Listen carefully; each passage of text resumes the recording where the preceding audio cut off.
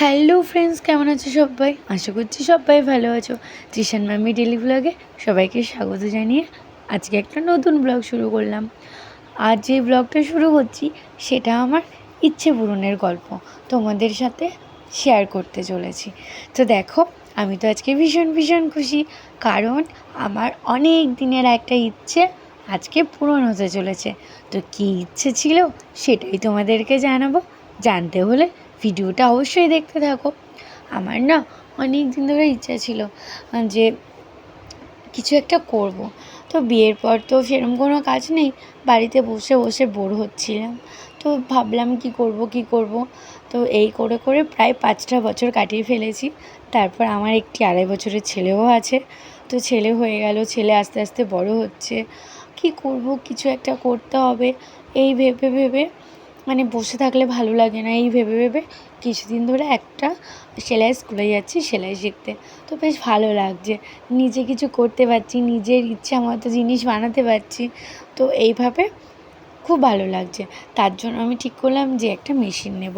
তো অনেক দিন ধরে তৃষানবাবুর পাপাকে বলছিলাম যে আমার না একটা মেশিন দরকার, একটা মেশিন কিনে দাও। তো তারপর ও আমাকে নিয়ে গেল কিনতে। তো দেখো, এই মেশিনের সঙ্গে কী কী দিয়েছে সেগুলো চেক করে পছন্দ হয়েছে তো? হ্যাঁ, ববিনটা লাগে অনেক, সুতো ভরে ভরে রাখার জন্য। হ্যাঁ, ছুট আছে, ফিতে আছে।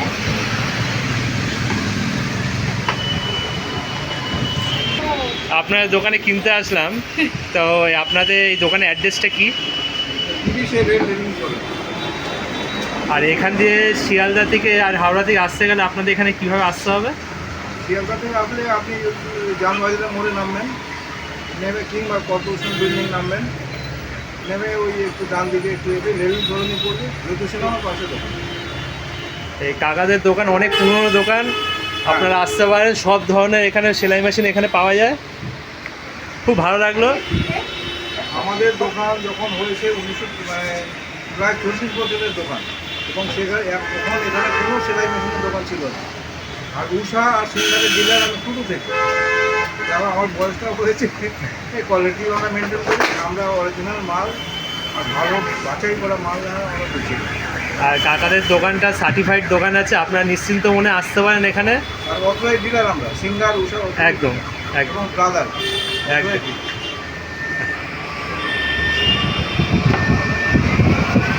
এই আমাদের মেশিনটা রেডি হচ্ছে, রেডি হলে ট্যাক্সি ডাকবো, ট্যাক্সি দেখে বাড়ি। আশা করছি এবার তোমরা বুঝতেই পেরেছ আমি আজকে কী নিতে এসেছি। হ্যাঁ, আমি একটা সেলাই মেশিন কিনতে এসেছি। তো কী মেশিন কিনবো ভাবছিলাম অনেক রকম। তো ফাইনালি সিঙ্গারের একটা মেশিন নিয়ে নিলাম। তো এই যেই সিঙ্গারের মেশিনটা এই কাকাটা খুলছে, এটাই আমি নিয়েছি। আর এটাই হচ্ছে আমি যেখানে সেলাই শিখি সেখানে এই মেশিনটাই আমি বসি। মানে এই মেশিনটা খুব ভালো চলে, খুব রানিং, খুব তাড়াতাড়ি সেলাই হয়, ওর জন্য আমার এটাই পছন্দ হলো। তো আরেকটা ছিল উষা, তো আমি সেটা নিইনি, সিঙ্গারটাই আমার ভালো লাগলো। দেখো, আমি এত এক্সাইটেড যে সেলাই নিজে নিজে করতে শুরু করে দিয়েছি হাতে ঘুরিয়ে ঘুরিয়ে। আমার এতটা ভালো লাগছে। উনি বলছেন দাঁড়াও আমি ঠিক করে দিই তারপর নাও। আমি বলছি না, আমি একটু দেখতে থাকি। তারপর আমি দেখতে শুরু করে দিয়েছি। আমার এত ভালো লাগছে মেশিনটা, মানে খুব ভালো লাগছে, নিজের একটা কিছু হলো, মানে কাজ করব, ভালো লাগবে বেশ, নিজের কাজগুলো করব। আমার না লোকের খুব একটা পছন্দ না, নিজের সুন্দর সুন্দর ডিজাইন বানিয়ে পরবো। একটু সুন্দর ডিজাইন বানাবো, নিউ ডিজাইন, আনকমন ডিজাইন, এটাই ইচ্ছা। তার জন্যই আমার মেশিনটা শেখার ইচ্ছা। তো তার জন্য দেখো, এই যে এই টেবিলটা আমি পছন্দ করেছি। এই টেবিলটা না বেশ ভালো দেখতে। এই টেবিলটা আমি নিয়েছি। তো অনেক রকম কালারফুল ডিজাইন ছিল, তো আমার মনে হলো এই উডেন কালারটাই ভালো। তো তার জন্য আমি উডেন কালারটাই চয়েস করলাম। তো তারপর আমরা দেখো ট্যাক্সি ডাকতে যাব, আরও একটু সুতো টুতো কিনতে যাব। তো ভাবছি সুতো কিনতে যাব। তো এটা ঠিক করতে করতে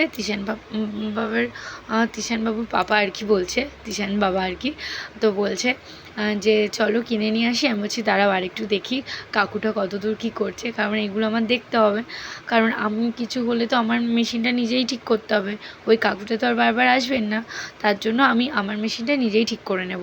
ওর জন্য কাকুটাকে আমি জিজ্ঞাসা করে নিচ্ছিলাম যে কী করে সুতো ঠিক করব, কী করব না করব, তো এইসব উনি আমাকে বলছিলেন।